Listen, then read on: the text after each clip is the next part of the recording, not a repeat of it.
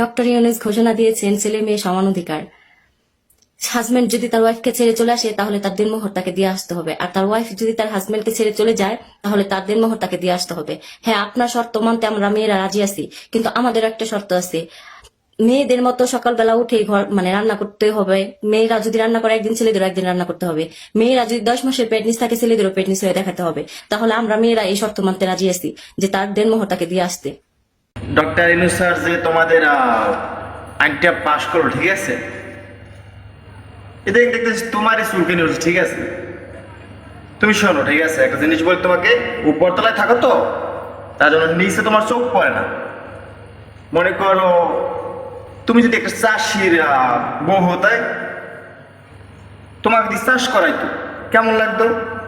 তুমি একটা জেলের বউ হতে, তোমাকে একেবারে নদীতে পাঠিয়ে দিত, কেমন লাগতো তোমার? তুমি একটা মনে করো মাছ বিক্রি হলা, ঠিক আছে, তার বউ হতে, তোমাকে মাছ বিক্রি করাইতো, কেমন হতো তোমার? উপরতলায় থাকো তো, নিচে চোখ পড়ে না, ঠিক আছে। তোমাদের সমস্যাই একটা, যে ডক্টর ইউনূস স্যার যে আইনটা পাশ করছে এইটাই সঠিক, ঠিক আছে, এইটা অনেক ভালো, উত্তম, মধ্যম ফ্যামিলির জন্য।